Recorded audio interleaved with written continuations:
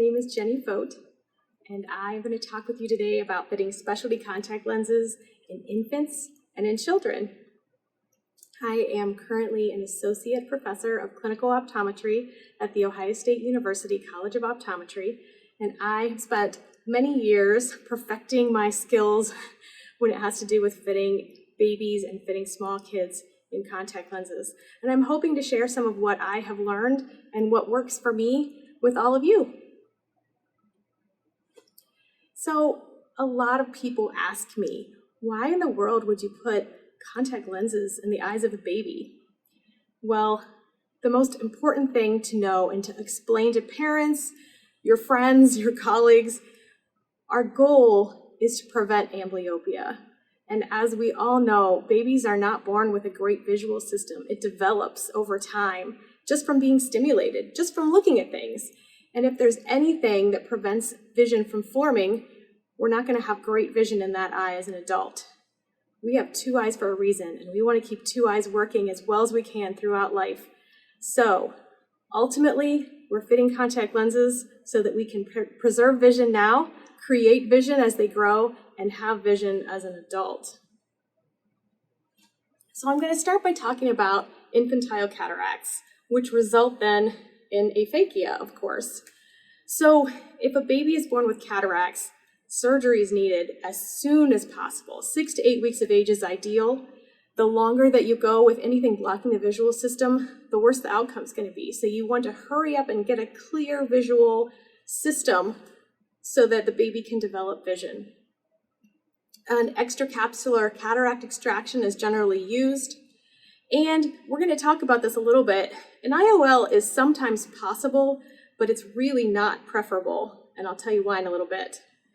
So if a patient is left aphakic, then you have two options if they are aphakic in both eyes. You can do spectacles because both eyes are seeing the same image size, or you can do contact lenses in both eyes for a bilateral aphakic patient. On the other hand, if you've only had one eye that is left aphakic, then a contact lens is really the only option. There's no way that you're going to be able to have visual binocularity if you have one eye that's seeing a really large image with glasses, for example, in a high plus power, compared to with a contact lens, which will give you two equal sized images and allow you to use both eyes at the same time. So this is what I was alluding to before, the infant aphakia treatment study. It was done several years ago, and it was a really large multi-center study with the goal of trying to figure out whether or not it's better to put an aphakic baby who has one aphakic eye in a contact lens, or if they should have surgery and have an IOL implanted in that eye. And there's great debate as to this. Some people think that a contact lens is a lot of work. Some people think that surgery has a lot of implications as well. And so they were trying to sort out which is better. What ultimately should we do with these babies to give them the best outcomes as well as the best quality of life? What was interesting in this big study where they had two separate groups of babies that were given an IOL and babies that were put in a contact lens after their cataracts were removed was that there was really no difference in visual acuity between the two groups. So that would leave you to think, well, maybe it's okay if we just wait and decide for ourselves. But what really kind of sold the story on this was that the group that had surgery and had an IOL implanted had significantly more adverse events, and they needed significantly more additional surgical procedures. So the result of the study was the conclusion that any infant younger than 7 months of age which had a unilateral cataract should be left aphakic after cataract surgery and should be treated with a contact lens. The only reason that you should do a primary IOL implantation is if the patient has failed at wearing a contact lens. And I think this makes a lot of sense. Contact lenses can be a lot of work, but they can be learned just like anything else, and they're a lot less risky. So this leaves us with some choices and some questions in the contact lens world. What type of contact lens is best for a baby that is left aphakic? Well, here are our choices. A silicone elastomer lens, which has been commonly used, and they come in set steps, set prescriptions, set base curves, set sizes.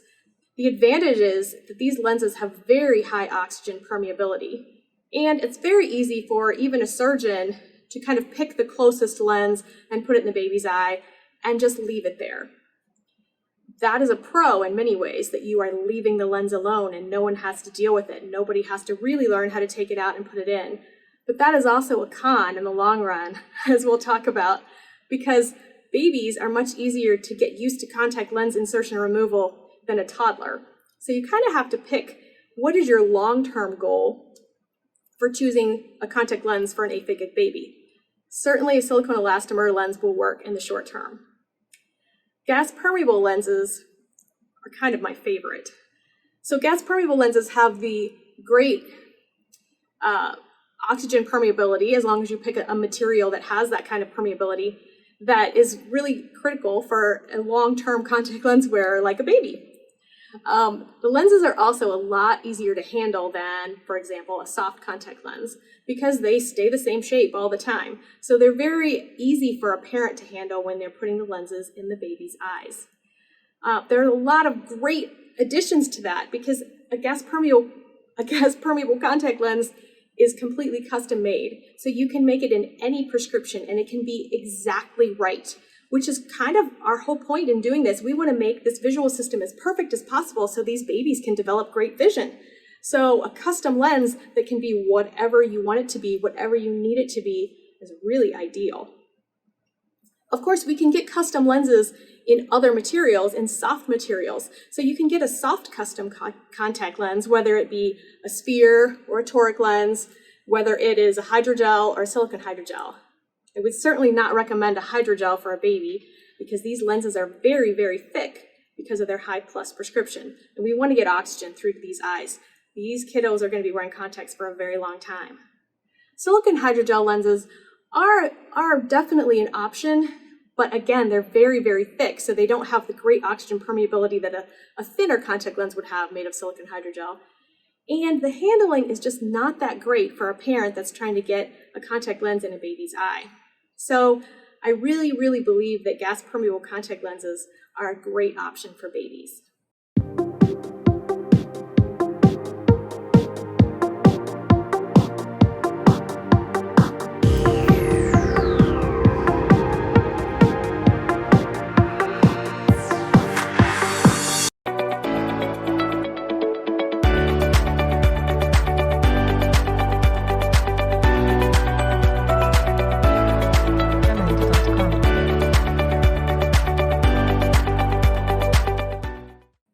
You know, in the gas permeable lens family, we have corneal lenses and we also have scleral contact lenses.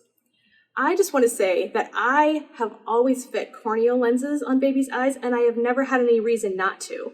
These lenses are so great and adaptable and easy to fit that I've never had to resort to a scleral contact lens for a baby. That's not to say that other people don't, but I love the way that a corneal gas perm lens allows for tears to go under the lens. We have great oxygen permeability. I think it's a very healthy choice. So that is usually what I fit, but I have fit all of the choices that you see here and will continue to do so depending on the patient. So let's talk a little bit about how to fit these babies.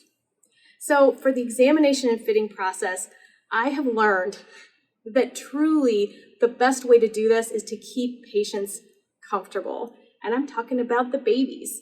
You want to keep the parents comfortable too, of course, because they're all a unit. But if you have a happy baby, you're going to have a lot easier job. So I have decided that infant posture is kind of the key to your success. Keeping a baby sitting upright, whether it's on the parent's lap, as you can see in the picture, or if they're in their stroller or in a baby carrier, anything that keeps the baby kind of more in a sitting position than in a lying down position is really beneficial. When I first started fitting babies in contact lenses, the way that everyone did it was to just swaddle the babies up, just to wrap them up nice and tight and lay them down and just force the contact lenses in. And you can do it. You certainly can do it that way and it works. But these babies aren't going to be babies for very long, and you're not going to be able to swaddle them for very long. So you don't want this whole procedure to be scary for them. You want them to be a part of it. And kids who are sitting up are really not difficult to fit at all. You can simply place a contact lens on their eye while they're looking at you, and it's really not hard.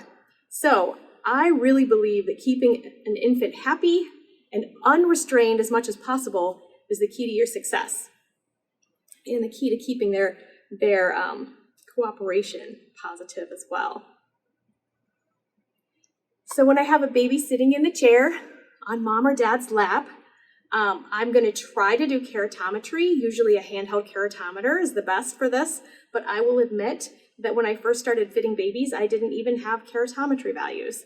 Sometimes if you're working with a great surgeon, they will take keratometry for you when they are in the OR doing the cataract surgery. So that's another great option.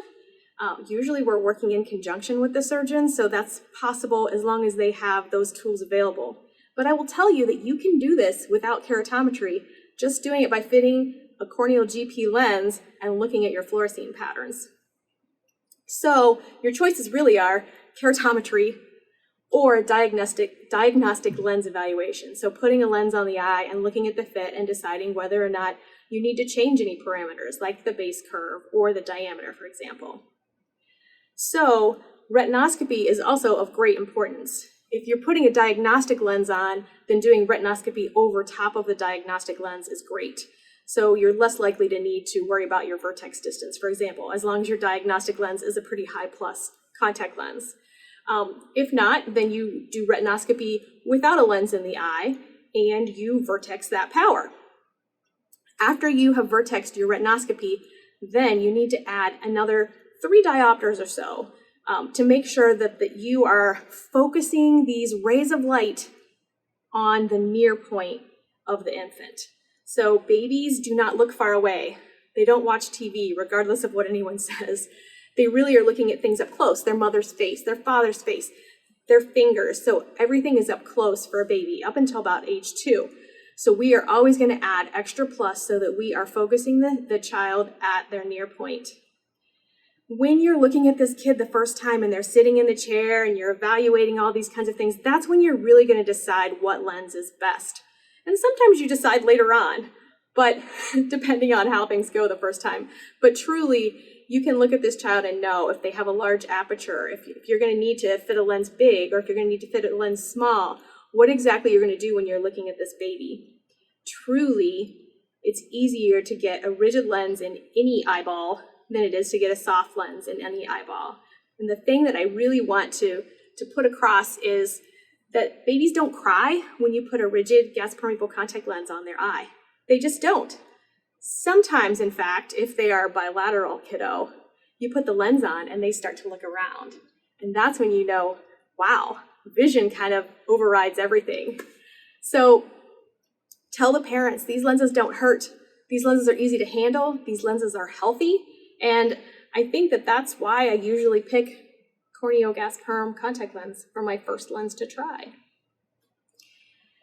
So I pick a lens at that first visit, and I order a lens based on that. So it might be based on my diagnostic lens, if I have a lot of diagnostic high plus lenses I can try on, or it might just be based on the keratometry and the retinoscopy that I measure at that first visit. So they come back, usually it takes a week or so for me to get the lens, and I put the lens on the eye, but before I do that, I usually put a little bit of fluorescein right inside of the lens. Just touching it with a fluorescein strip will do it. And then I don't have to actually instill it in the eye. I do it all in once. So once that fluorescein is in the lens, that has a little bit of solution in it, then I can just quickly touch it on the eye of the infant, and I will have the fluorescein and the contact lens in there all at once, ready to evaluate. And I'm doing all this, of course, while the baby is sitting in mom's lap.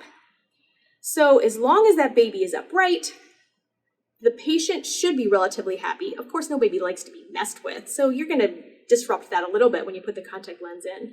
But if you can get the baby to hold onto the fingers of mom and dad, you know how babies love to grab on, that's a really great thing to do if they just hold their fingers out there for the baby. Or they can hug them if they need to, whatever they need to do to kind of just keep the baby still enough that you can get it in. And your baby's gonna be a little bit of a moving target, and that's okay. That's why I like corneal gas perm lenses. They're not gonna fold up and then you have to start all over again while the kid is starting to get more and more upset. Try to get it on the first try if you can.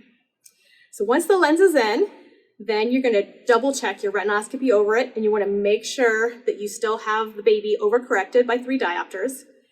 And then the fun begins. You're gonna work with the parents and any caregiver that happens to be there to teach them how to insert and remove the lenses. I did leave out that you want to check the fit, of course. You need to make sure that the lens stays in the eye, even when the baby's looking all over the place and sometimes just holding a target around, moving around, or sometimes I'll just kind of duck and dodge and if they're looking at me enough, and make sure that the lenses stay centered, that I don't need to change diameter, for example, to keep the lens in the eye more. I will add, I like to fit the lenses pretty large to keep them in because I don't want a baby to be able to rub it out when they're unattended. If they're in their crib hanging out, sometimes that's when things happen, and babies have been known to rub their contact lenses out just because they're bored.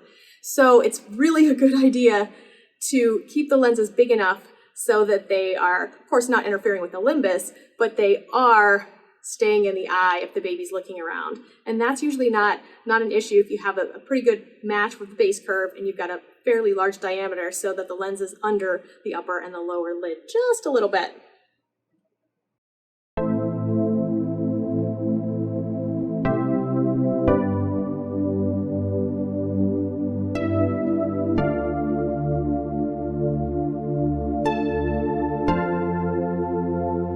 Whether you're helping your patients with the daily irritation of dry eyes or combating other ocular surface diseases, Boston Sight Sclero has the data-backed science and experience to help them see the world through a whole new lens.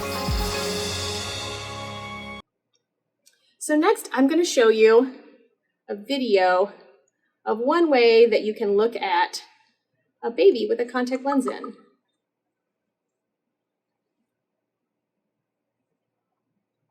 So here I am using the blue filter on my direct ophthalmoscope, and I am shining it at the baby's eye. It's really a little difficult to see in this video, and I'll run it again here, but there is fluorescein in there. And so you can see the fluorescein pattern a little bit. It's difficult to see in this video, but you can see what's behind the lens, and you can see if you have an alignment fit. And you can kind of make sure that the lens is staying centered and everybody's happy. And I don't know if you can hear any sound with this video, but this baby's just happy as could be. There was no issue with checking everything out. So I'll turn the lights off, I'll use my blue filter on my direct ophthalmoscope and just shine it. I don't need a slit lamp, I just need a blue light. You could even use a blue flashlight. Now, I like to use high decay materials. Hexafocon, for example, is a high decay material, but it has a UV filter. And I want a UV filter because a baby who does not have any kind of lens, their own natural lens in their eyes, does not have UV protection. So we want that in our lens. But when you're looking at a UV, if you're looking at the UV light, if you're looking at the fluorescein coming back through the lens, it's very dim with a lens that has UV blockers, but that's okay. It's still enough that you can see if the lens is fitting adequately. So teaching parents is always a challenge, and I always tell parents that they're probably going to hate me the first week, and then we're going to be best friends after that because they're going to really feel proud of what they're able to do. And putting contact lenses in a baby's eye and taking them out is just the same kind of thing that you're going to be doing with everything else with this baby later on, brushing their teeth, teaching them all kinds of just normal routine things. So first, of course, I'm demonstrating how I put the lenses in and take them out. And of course, it always takes the parent's breath away a little bit because I make it look easy. I'm used to doing it. And I know that they're not going to be used to it at first, but you just have to reassure them that this is going to become an easy thing, really. Anybody who shows up for this eye exam with a baby is going to practice insertion and removal of the lenses. Any grandparents, babysitter, mom, dad, everybody needs to do it because this baby is dependent on successful contact lens wear. And one of the saddest things for me is when somebody says that their baby has not been wearing their contact lens because it came out when grandma was in charge and grandma didn't know how to deal with it, and so she just didn't. Every day that this kid is going without a contact lens is a day that they're going without visual formation. So it is critical that anyone who's going to be taking care of this child is really able to deal with the contact lenses. And they will protest. Everyone in the family will say, oh, I don't want to make them cry. I don't want to do this 5 times. Well, everybody needs to do it because it's much better if you make them cry when I'm around than if you are making them cry when they're at home and you're not comfortable and you don't know what you're doing. So everybody gets a turn, for sure. And if there are people who didn't come to this visit, I will encourage them to come to the next visit so that we can practice with everybody, truly. So show everybody that when the baby's sitting upright, even if you prop them up on a couch, that's the easiest way to get contact lenses in and out. If you have to swaddle them, then you have to swaddle them. And I would say that's on a case-by-kid basis. But truly, it's very rare that you find a kid who you can't do this, just one person on their own without swaddling or wrapping these kids up. The most important thing, I think, when you're teaching insertion removal is teaching the parents that they're using their fingers on the eyelids of the baby's eye and that you're not actually putting your fingers on the contact lenses. So you're using the eyelids to get underneath the top and the bottom of the contact lens. So to do this and to minimize how much time I'm actually poking at baby's eyes, I use a little demonstration that I just kind of made up using the cap of a contact lens case. And I'm going to show you that next. So this is, I don't know if you'll be able to hear the audio, so I'll talk over it a little bit here. We're pretending that's the contact lens. The fingers are the eyelids. See, they go open and closed. That's where it's sitting, right there.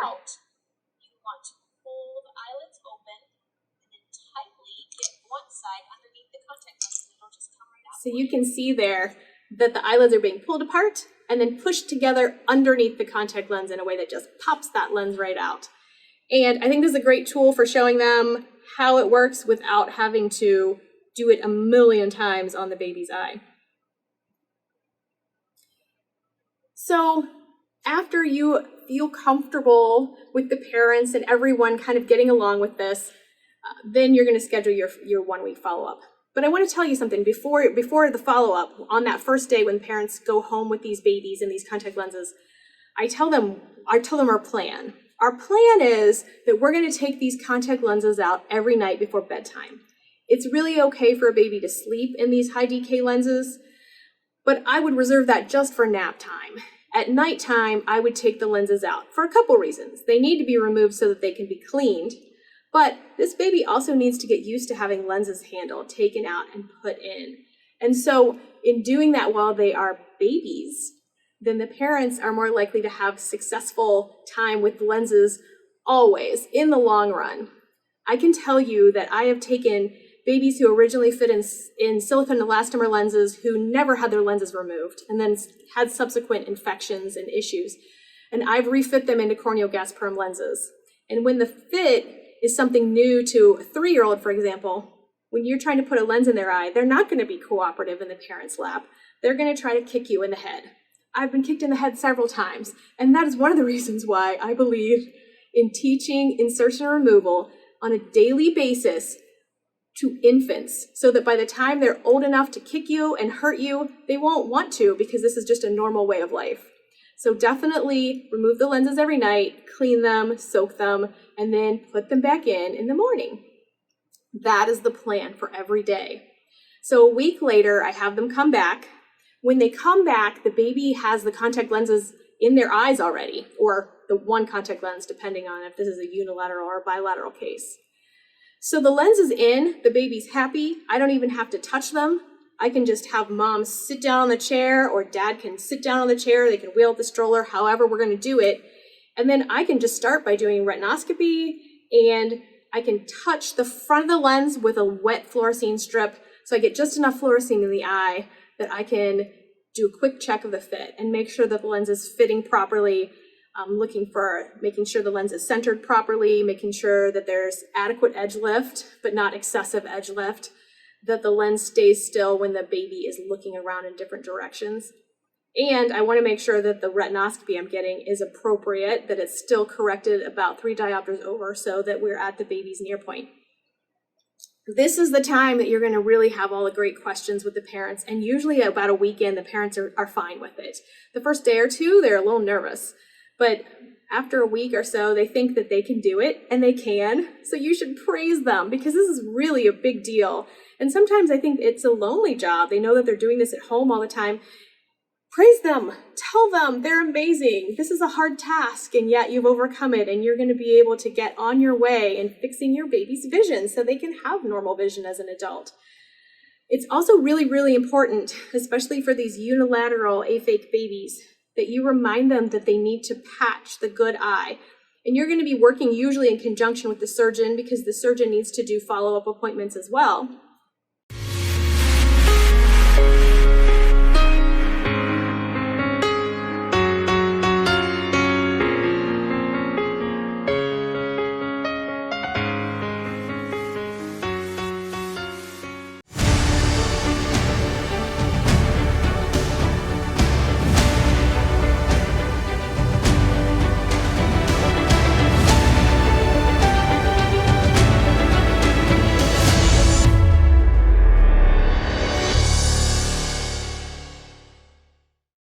So you figure out a plan for when you're going to be seeing the baby and when the surgeon, for example, is going to be seeing the baby, and you coordinate those visits.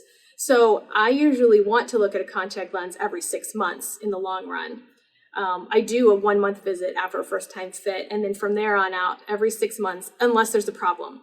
They're going to be seeing the surgeon usually every 3 months, so we'll alternate. They'll see him in 3 months, and then I will in 6, they will in 9, and so on and so on. And so somebody's always seeing this baby about every 3 months. If the surgeon or if any other physician sees that the baby's having problems, whether with the way that the lens is fitting in the eye, whether the prescription has changed, because babies' prescriptions change pretty quickly, or if the lens just looks like it's scratched or damaged or anything like that, then they're going to come see me sooner, and we're going to get that fixed as soon as possible. But it's important to remind the parent that they are going to be patching that good eye. The surgeon's going to be saying the same thing. Just fitting the contact lens in that eye is not enough. You have to force the brain to use that eye as well. And that's why patching and the contact lens are critical to preventing amblyopia in these unilateral aphakic babies. So the next thing to think about is when we have to introduce glasses or spectacles to the equation. So these babies are fine with their near point up close, and we correct them up close, and everything is great until around age 2. And at age 2, babies start to see the bigger world. And so they're switching back and forth from looking far, far away to looking at their fingers, to looking at coloring books, to be looking at anything up close, really, their dinner, their food.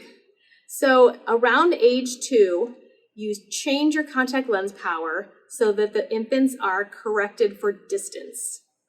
And then you prescribe glasses that go over top of the contact lens that has a near bifocal in it.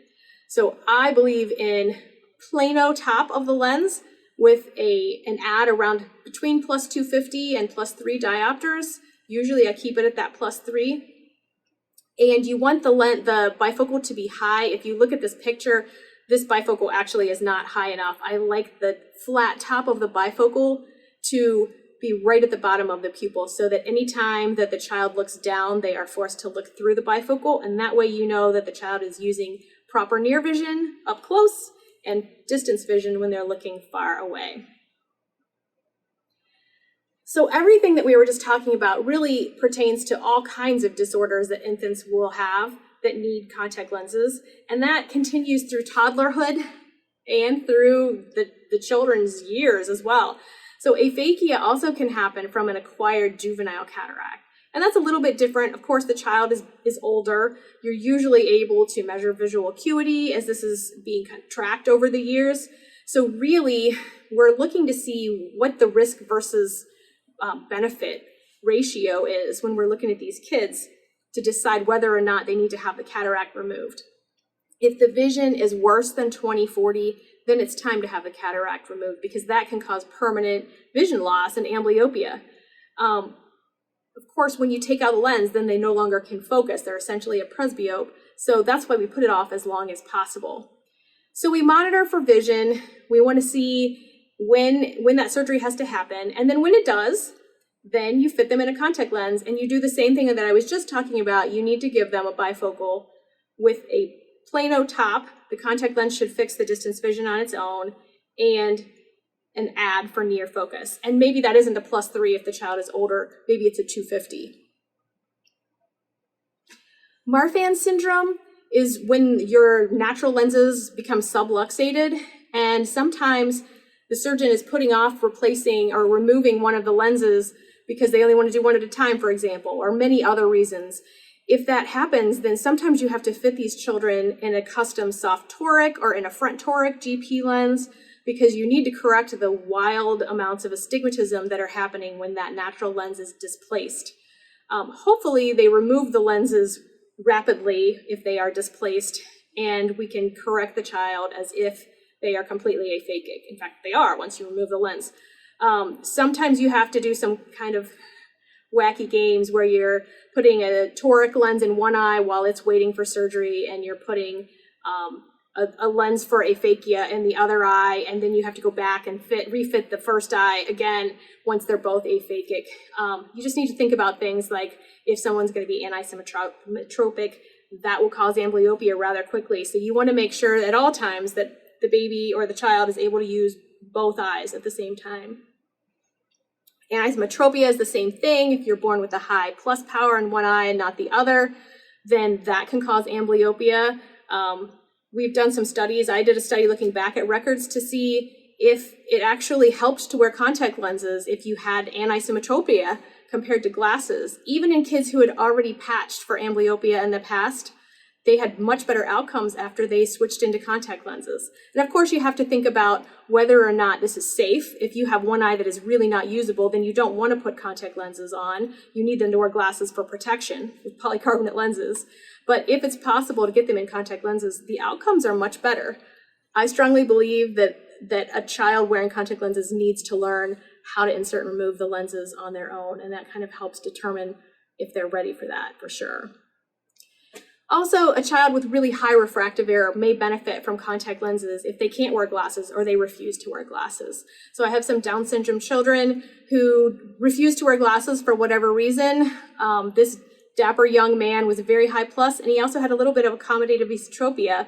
And by fitting him in contact lenses, we fixed it all. And he's doing quite well right now. And he was one of those kids that was just super happy to wear contact lenses the first time. Never even flinched. Sometimes I see children who are multi-handicapped and they're in a wheelchair, and the way that their headrest works on their wheelchair, they're not able to wear glasses because when they turn their head, it knocks glasses off their head. So contact lenses can work quite well in children like that, for sure. Also, irregular corneas. They happen a lot in infants, whether it is from a forceps injury during birth or just an injury that happens. I've had babies that have been around accidents where glass has been shattered and gone into the eye. Sometimes they become aphakic as a result because they got a traumatic cataract. And sometimes it's just reserved to the cornea. And those children do very, very well with corneal gas perm lenses. And you have to do it as quickly as possible because amblyopia can set in immediately. So the sooner that you get a child healed and in a contact lens and happy, and probably you're going to have to do some patching of the good eye, the better the outcome is going to be in the long run. And certainly I've had children, aphakic, unilateral aphics, who have been 20/20 after they were fit in a contact lens and patched. By the time that they were even 12 years old, they had 20/20 vision in that eye. So it can be done. So tips for success: move fast, talk to the child directly. The parents will overhear you, but keep your attention and their attention together so that they're looking at you. That makes it easier for you to evaluate them. Give the children things to hold, whether it's their parents' fingers or toys or anything that they can hold on to, and really only restrain them as a last resort. You're going to be doing this for a long time, and so are they. And so let's make it as pleasant as possible so that every visit is great, both for them and for the physician. We really should celebrate the fact that we're able to use these technologies. Specialty contact lenses help create vision in these infants that wouldn't have it otherwise. And it is amazing that we have the ability to do this. I think that if you haven't tried fitting an infant or a child with contact lenses, you're going to find it to be really rewarding, especially as they grow up and you see the great visual results that you get. So good luck if you haven't tried this before. If you have, then I applaud you. I think that it's really great to make vision possible, and working with kids is just plain fun. If you have any questions, don't hesitate to reach out. I love to teach people how to fit children in contact lenses. I'm Jenny Fogt. Thanks so much. Bye-bye.